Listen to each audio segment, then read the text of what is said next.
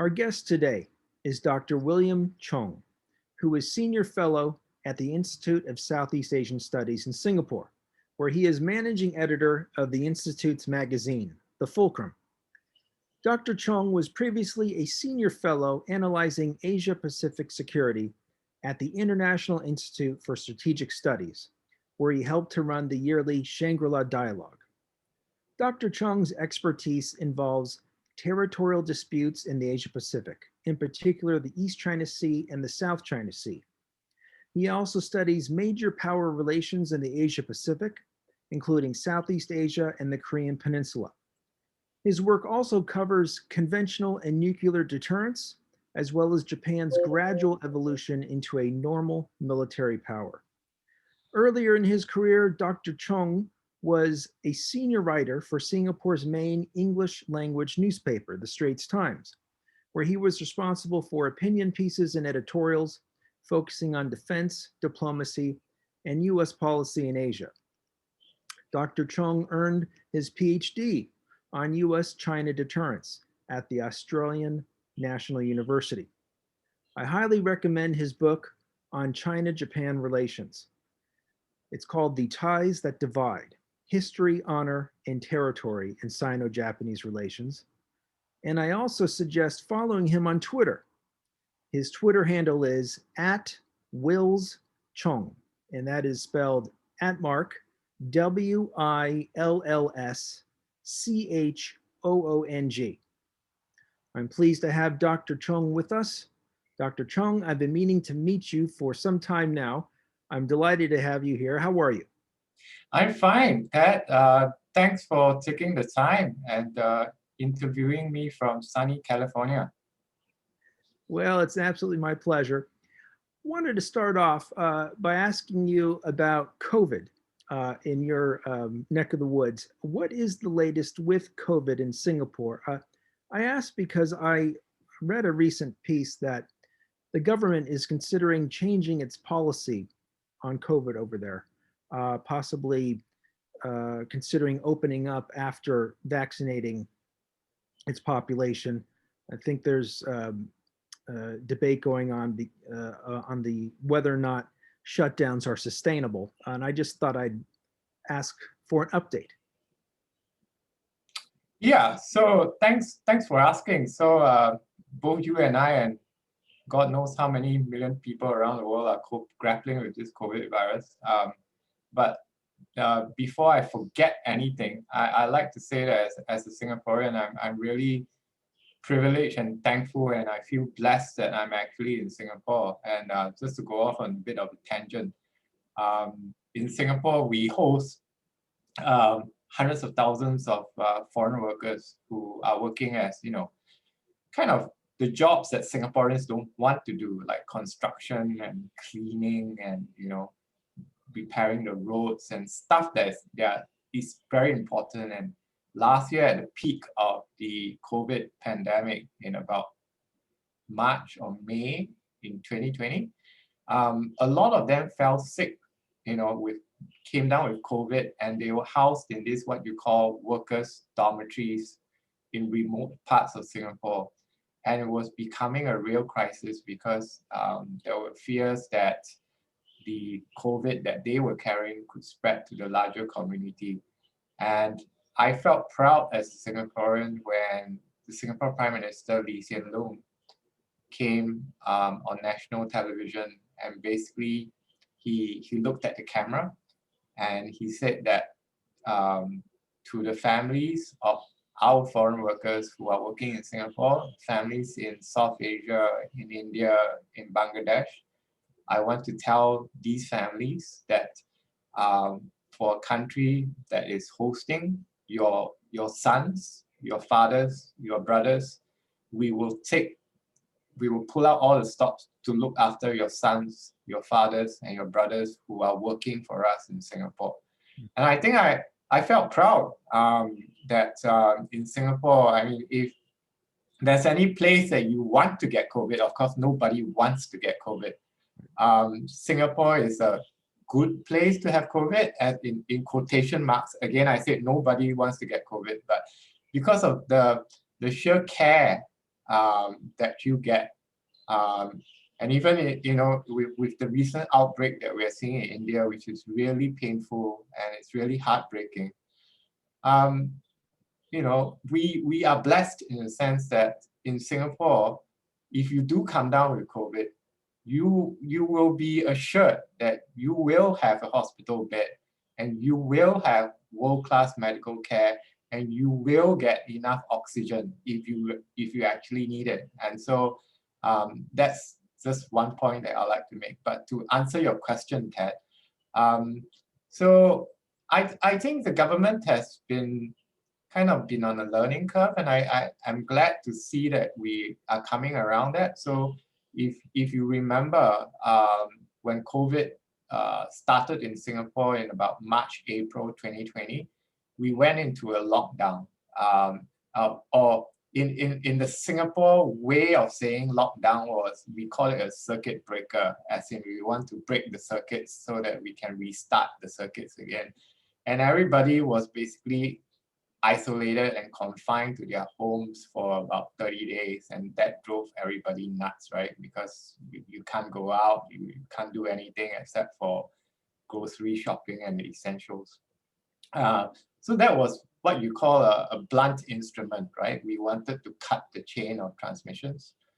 But in this year, when we had kind of round 2 of the pandemic, where the cases were creeping up because there were some variants, what you call the Delta variant from South Asia, we went into kind of a more intelligent mode of fighting the pandemic, in the sense that, yes, we are still going to largely confine ourselves to our homes, but on the other hand, they call it a Swiss cheese kind of strategy, whereby you have multiple layers to kind of block the virus. So we wanted people to be very vigilant in terms of wearing their masks and their personal hygiene.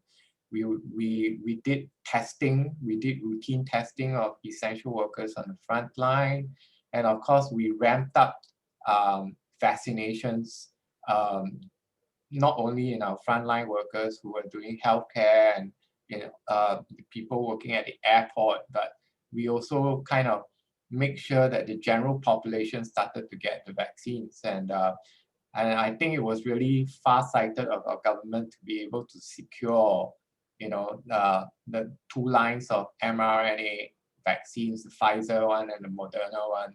And so essentially now we are working down from, the 60-year-olds, the 40-year-olds, the 30-year-olds, and now even my sons who are teenagers, they are going to get their vaccine soon. And I think, again, I feel blessed to be in Singapore, even though sometimes you can be driven up the wall, staying at home and working for 7 days a week. But yeah, I hope that answers your question. Yeah, thank you for that update. I appreciate that.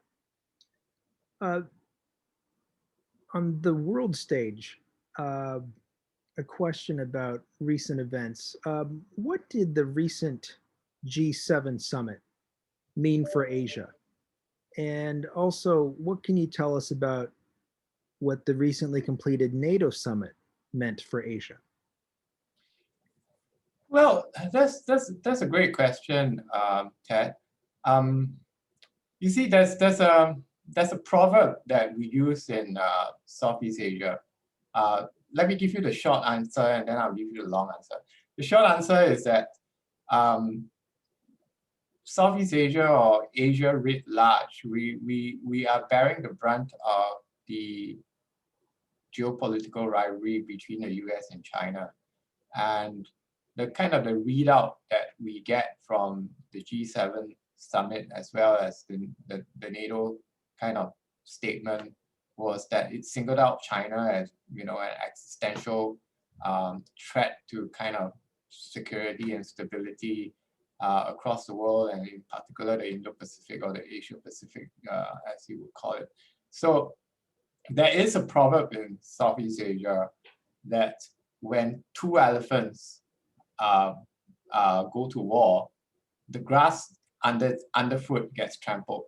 So basically, the analogy is that when the two geopolitical giants are duking it out, the kind of smaller animals underfoot, we get trodden underfoot, and the kind of the obverse actually applies as well. So when the two elephants start making love, the same thing happens. The small animals underfoot get trampled as well. So from my neck of the woods, Ted, I would say that it doesn't portend very well, because for 70 years, as you know and I know, the kind of the US-led regional order or the global order or kind of liberal institutions, liberal values, kind of global trade, multilateral trade system, security guaranteed by the US 7th Fleet, the Pacific Fleet in this part of the world, it's basically led to the Asian miracle, right? It's basically led to the tigers that we see today, Taiwan, Hong Kong, South Korea, Singapore. These are all economic miracles in their own right. And it was premised upon the accommodation that we saw between Nixon and the Chinese in Richard Nixon and the Chinese in the 1970s. And it really drove the prosperity and stability that you see today. So when you see the Americans and the Chinese, prepare to kind of duke it out, and now it's not just in the kind of the military political sphere. We are seeing them duking it out in technology, in healthcare, and the way they try to win friends and influence people in Southeast Asia. It doesn't portend very well, because we are forced to make kind of devices choices that we don't like to make, and China has made a lot of inroads in Southeast Asia. So back to your question, if the US is going to kind of ride into Southeast Asia or in the Indo-Pacific, asking countries to kind of line up on the US side of the ledger vis-a-vis China, it's not very helpful, because I think in Asia, we don't quite see things, at least in the geopolitical sphere, we don't see things in black and white. We see them kind of in shades of gray. And that's the way that it's always been. So I hope that answers your question. It does. Thank you. What are ASEAN's overall expectations of President Biden? And then more specifically, what are Singapore's expectations of Mr. Biden? Okay, well, it's quite simple, Ted. I think that if you look at the days of, say, the Bush administration, as in Bush, the junior Bush, as well as the Obama administration, we hunker actually for a return to normalcy. Given the kind of the should we say, to put it mildly, the surprises that we saw during the Trump administration. We want Uncle Sam to be, back to power and presence in the Indo-Pacific, displaying kind of American commitment. And in a very tangible way, we want to see American officials, including the US president, showing up at ASEAN-led kind of summits, like the East Asia Forum, the East Asia Summit, sorry. And because in this part of the world, showing up is half the battle won, essentially. We can criticize all these ASEAN meetings as being kind of talk shops, and where there's kind of boilerplate kind of communiques that are released. But the fact is that nothing beats showing up, shaking hands and sitting next to your allies and your partners and looking them in the eye. So that's one. Two, I think that we do want the United States to be engaged economically in this part of the world, because what we saw during the Trump administration, which is quite regrettable, is a withdrawal from the multilateral trade system that again has, as I said earlier, has underpinned the prosperity and stability of this region for the past 70 years. And of course, the classic example here is President Trump's signing of a withdrawal from the Trans-Pacific Partnership, which, as you know now, has morphed into, the CPTPP that involves 11 nations. So we want America to kind of find a way. I know it's very hard for President Biden to think of, given the kind of the way the grounds have shifted in American domestic politics towards international trade. It will be very hard for President Biden to find a way back to the TPP, but we want to see the United States try to find a way back, probably in the form of kind of bilateral, bilateral and multilateral trade agreements with one country or a select group of countries. So that's two.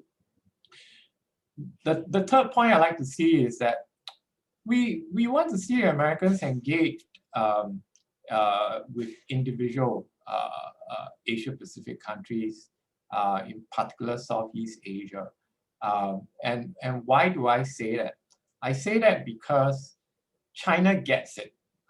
China knows that Southeast Asia and the wider Asia-Pacific is at China's doorstep, essentially. And China has been making a lot of inroads into its relations with individual Asian and ASEAN countries. It covers the entire gamut of activities, whereas economic, political, security, cultural, such that if to kind of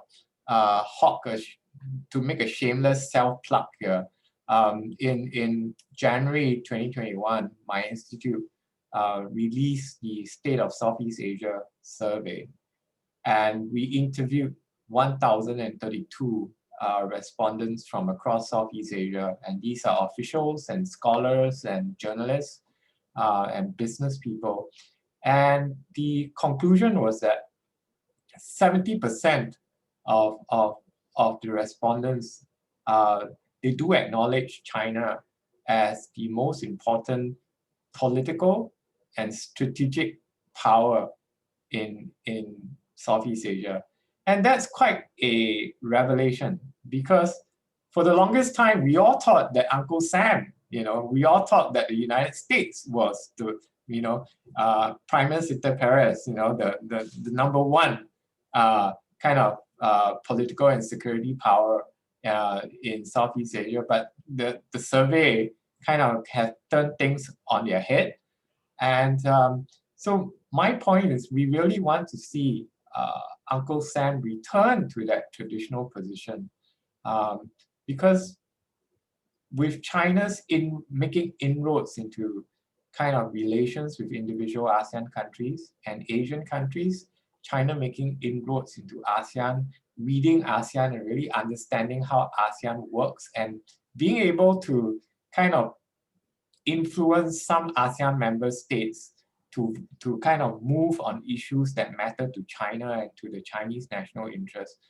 China has made impressive inroads into Southeast Asia. So we want to see the Americans play that game as well, because I don't believe, there's a saying, right, that it's not over till the fat lady sings. So it ain't over for Uncle Sam in Southeast Asia, as long as you continue to kind of, schmooze, you continue to interact with your counterparts in Asia, you continue to back those trade deals, and you continue to work on those military exercises. I think Uncle Sam still has a decent chance of kind of returning to that traditional position as the preeminent supplier of political and security, politics and security in this region. I'm aware of your institute's important poll each year. And I wanted to ask, what did this year's poll indicate on respondents' views of levels of trust towards both Washington and Beijing?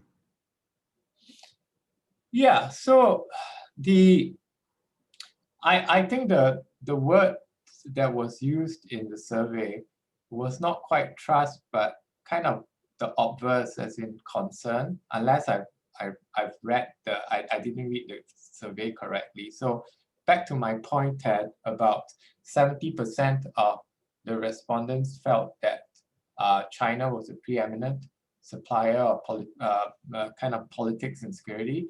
The the same number applied when it came to the question of, are you concerned by the fact that China is the preeminent supplier of politics and security? And it was the same figure, it was 70% were worried.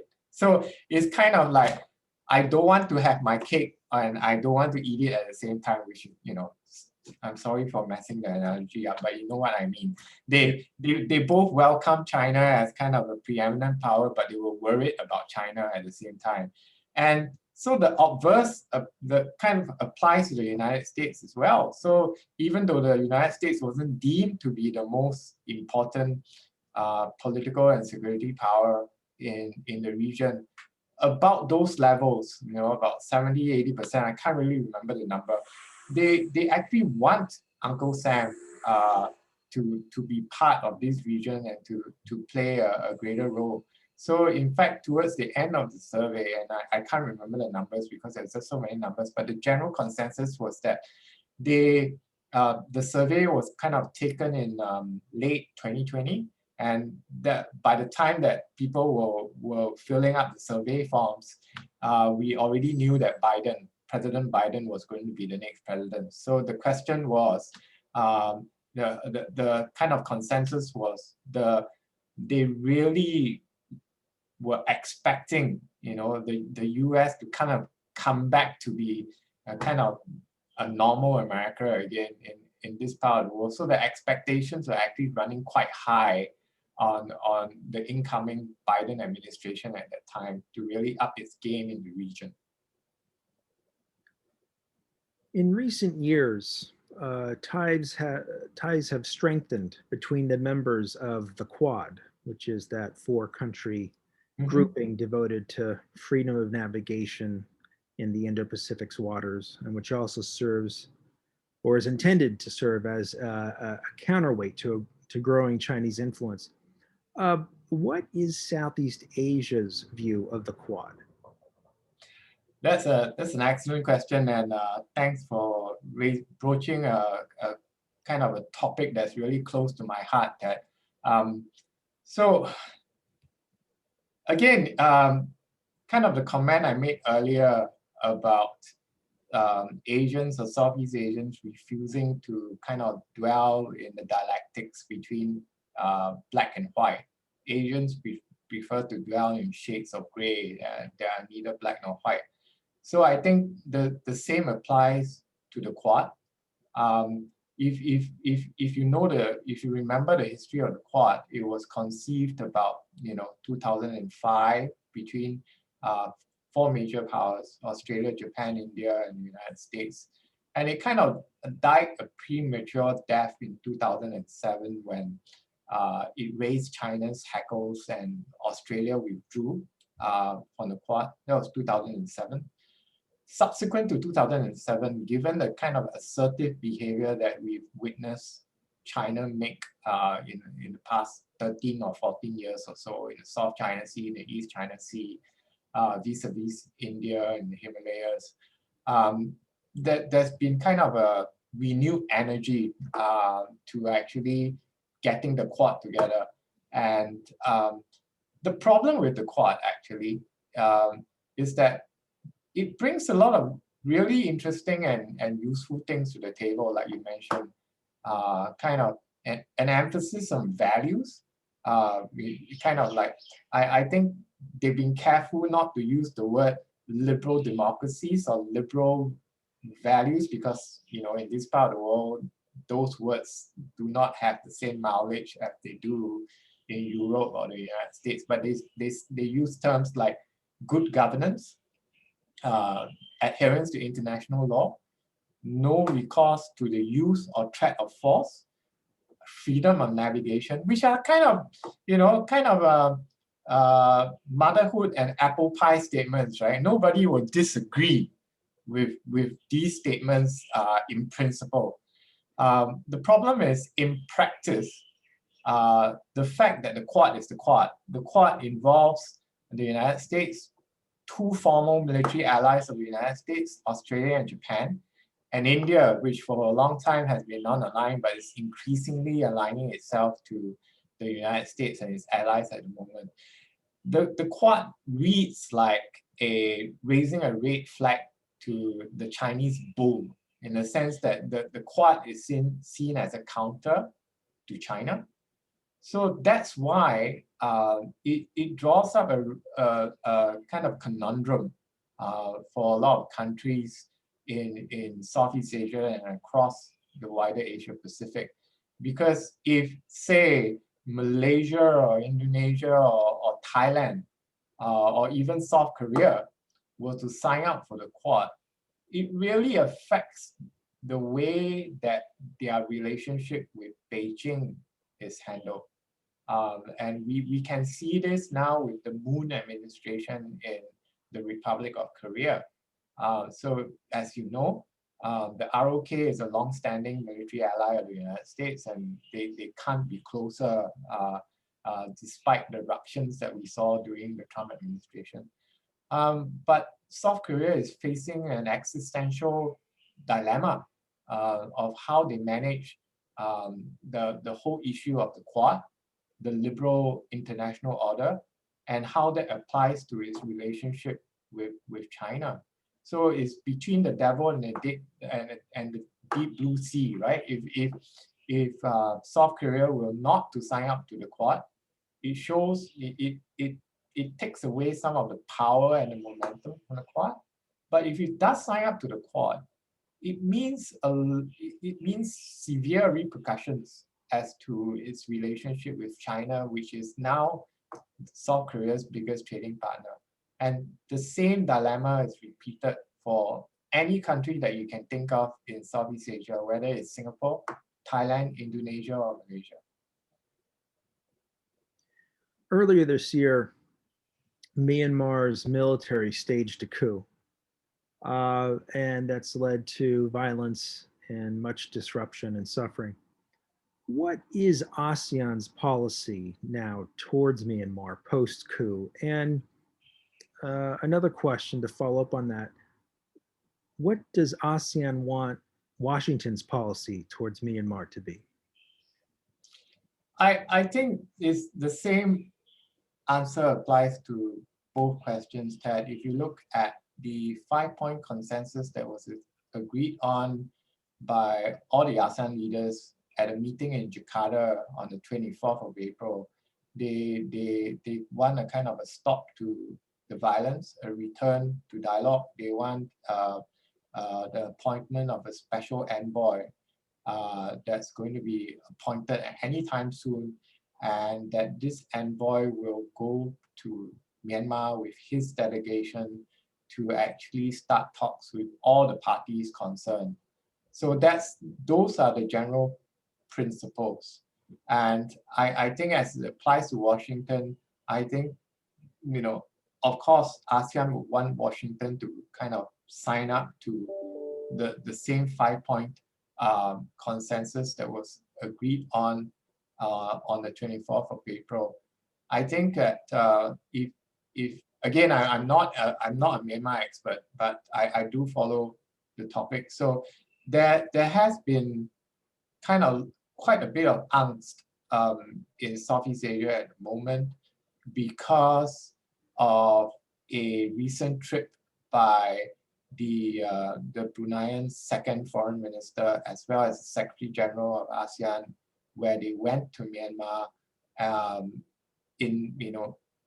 before the special envoy had been appointed. And I think there's kind of different points of view as to how this should be carried out, because there are some parties who are saying that why should the Bruneians be going to Myanmar now before the special envoy is appointed, so there are some voices in ASEAN that are saying, can we appoint the special envoy first? Because this whole dialogue process is supposed to be spearheaded by the special envoy. But of course, we risk getting mired in the weeds here. But the important point, I think, is that you could have a 5-point consensus or a 10-point consensus or a 50-point consensus. But the main question here is whether the Tatmadaw, the military in Myanmar, would be amenable to the basic principles laid out in the 5-point consensus. If you read the kind of recent commentaries that are coming out of Myanmar, there seems to be a recognition that the Tatmadaw,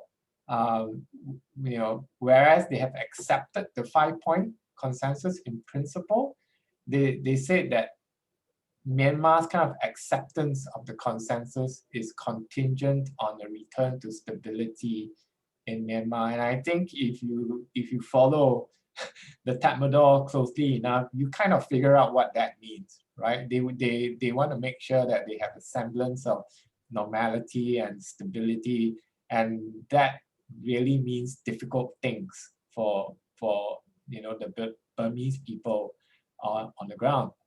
Before you can implement the consensus.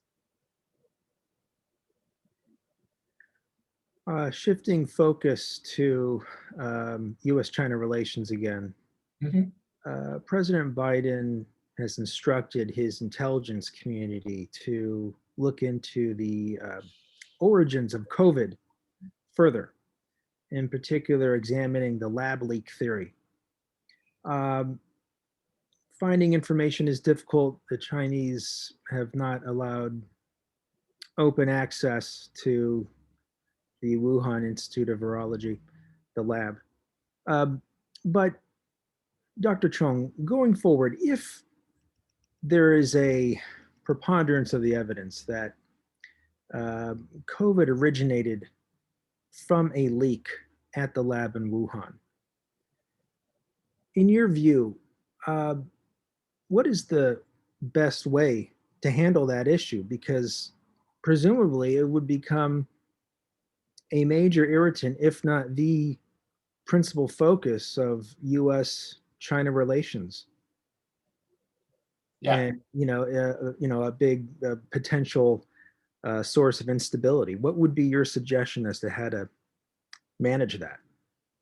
Yeah. So again, Ted, it's kind of like back to my elephant and small animal analogy that I talked about early on.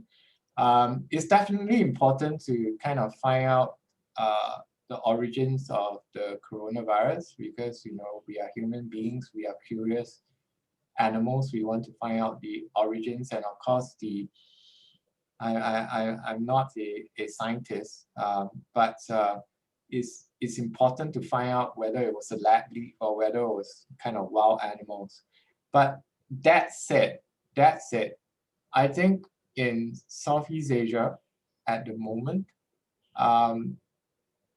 whereas it's important to find out what the origins are, a lot of economies, a lot of countries are just, living from day to day, actually trying to kind of live in the pandemic and hopefully beyond the pandemic. So even if President Biden, the line of inquiry was to find out that, with incontrovertible evidence that it was lab leak, it will be challenged by China. And even if it wasn't challenged by China, I don't think a lot of countries in this region will really harp on the fact that it was actually a lab leak. And again, I'm not trying to presuppose what the inquiry is going to say, but I think the countries, Southeast Asian countries, are more interested in the nuts and bolts, like, putting the origins of the virus aside, it's like, what can you give me in terms of vaccines? What can you give me in terms of ventilators for oxygen? What can you give me in terms of improving my institutional and national capabilities to fight COVID? What can you give me to recover kind of my economies from the ravages of the pandemic?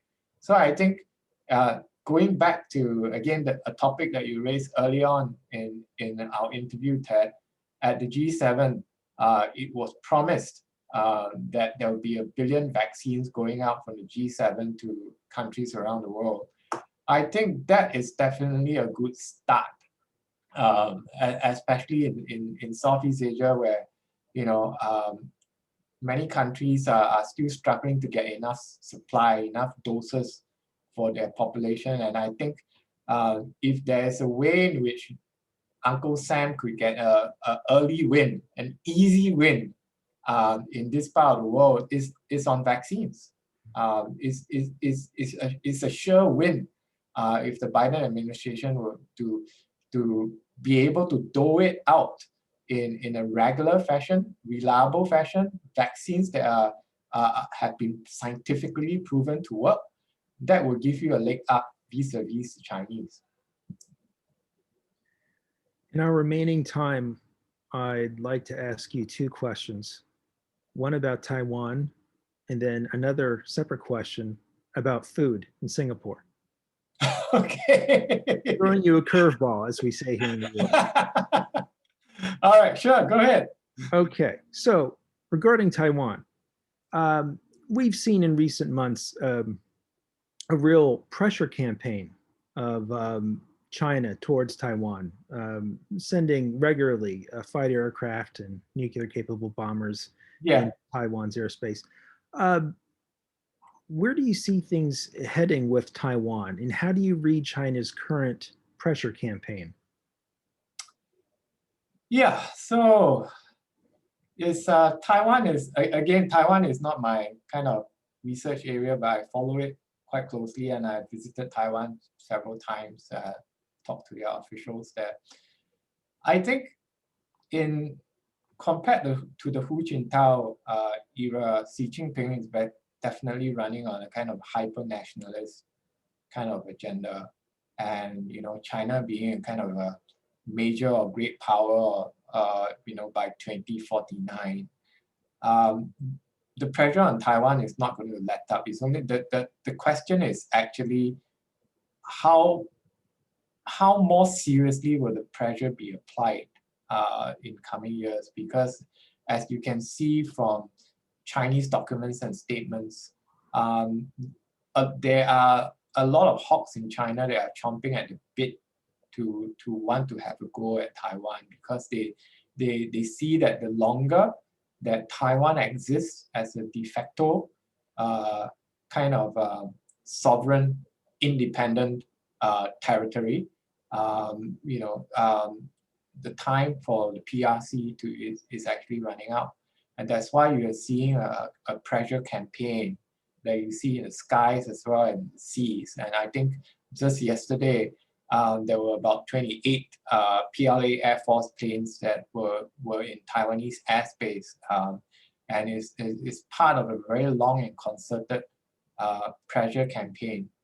And I'm really saddened to see this, because Taiwan, as you know it, is kind of a model of actually what an Asian country can be, right? I mean, China would like us to believe that the Chinese model is most applicable to the regional context. But if you look at Taiwan, if you've been to Taiwan, it's free, it's democratic, it's kind of there's freedom of speech is guaranteed, and you have elections that are kind of rowdy, but they work, and the parties are in genuine contention.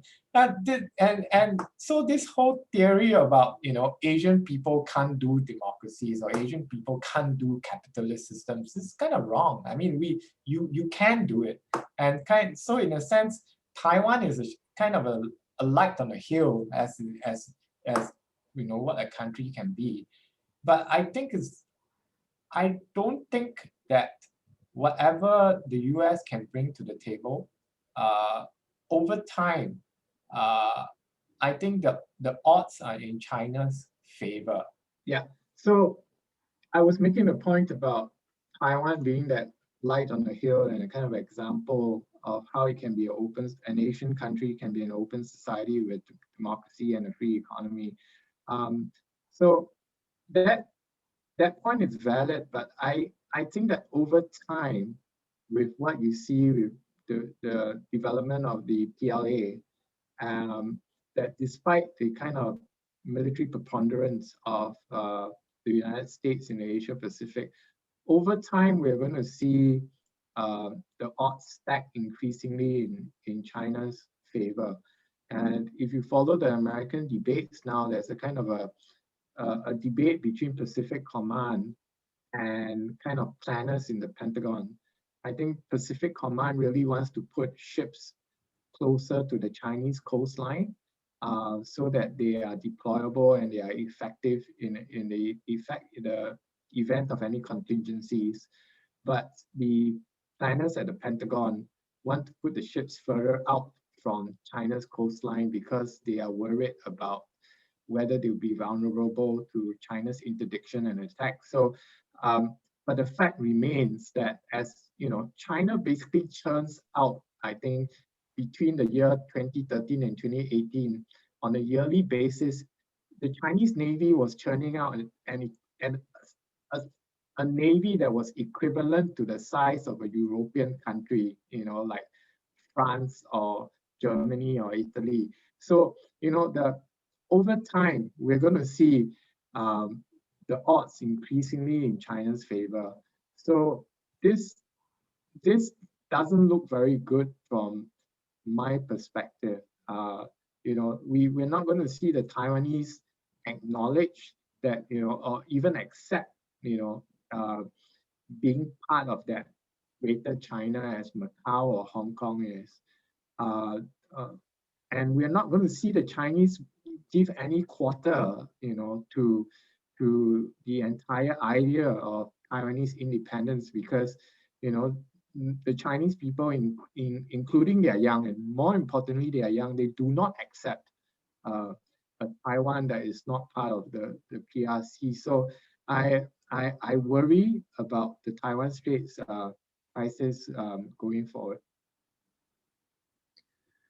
So last question relating to eating in Singapore. Whenever I've had the pleasure of traveling to your wonderful country, I have a hard time deciding which hawker stalls to go to. And once I finally do make a decision, it's even harder to decide which items on the menu to choose from because each hawker stall has, you know, menus that have dozens and dozens of items. You know, once travel opens up, people are going to start coming to Singapore again. Can you recommend maybe a hawker stall or two specifically to visit and a few items to try in the menus there? Yeah, so that's a great question and a kind of a curveball question. For the record, if you look at my size, I'm not the kind of person who lives to eat. I eat to live. But that said, I appreciate and I love Singapore food in the sense that I think it's just this strange amalgam of kind of East and West and the different influences that we've seen, whether Malaysian, Indonesian, Thai, Indian, you know, Sri Lankan, that we see in Singapore. And the fact is that, you know, going to any hawker center in Singapore, you can get a kind of a full cost, a full meal actually, essentially for what, $2-3 US. I mean, that's ridiculous, right? I mean, in your country, a full meal at, say, even at McDonald's or Burger King would be easily about $10 or something.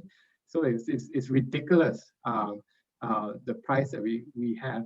But I think just 2 points of advice for Americans who are interested in coming to Singapore, and Americans always ask me this question. as and when travel is allowed again and you do come to Singapore, I'll advise you two things, which is one, before you come to Singapore, go on a fast, you know, go on a liquid fast for a week and lose some weight, because when you come to Singapore, you'll be stuffing your face like crazy because of the cheap and the good food. That's one. And two, uh, don't wear light colored or white colored clothing when you eat in Singapore, because like what that's doing a kind of a segue to one of my favorite foods in Singapore is called laksa. I'm not sure if you've heard of it, Ted. It's laksa is basically like noodles in kind of like a curry gravy that's really spicy, and it's spicy broth that's kind of like really reddish and yellow colors, and it's a feast. Like it's a kind of a salt to your senses in a sense. So if I have to recommend kind of what you should try, laksa will be one. But again, do not wear anything white, because if you get the laksa stains on your shirt, it's a nightmare to clean up after that. And Hainanese chicken rice, against like is a great dish to try. Roti prata, which is kind of like they call it roti chana in Malaysia. It's kind of a soft Indian kind of flatbread that again you dip in some curry, and it's heavenly. I mean the list goes on. But one place to try for foreigners who are new to Singapore will be our famous Newton Food Center, which is right in the middle of in downtown. Prices are higher than the rest of Singapore, but if you are new to Singapore, it's a good place to try. The Satay Bay or Satay Club in Marina is a great place to try satay, which is basically like bits of meat on a skewer that they cook over a charcoal fire. That's excellent. So I'm making myself hungry now, Ted.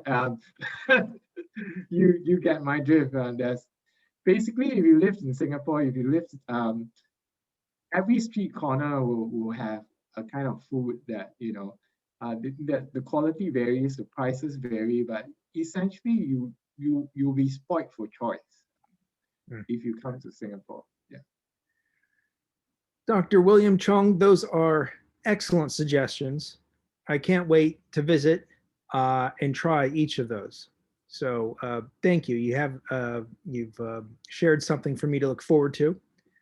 And also thank you for sharing your knowledge on each of these really important subjects facing the Asia Pacific in our world today. I appreciate you taking the time. You're most welcome, Ted, and thanks for taking the time. And I hope to see you at some point.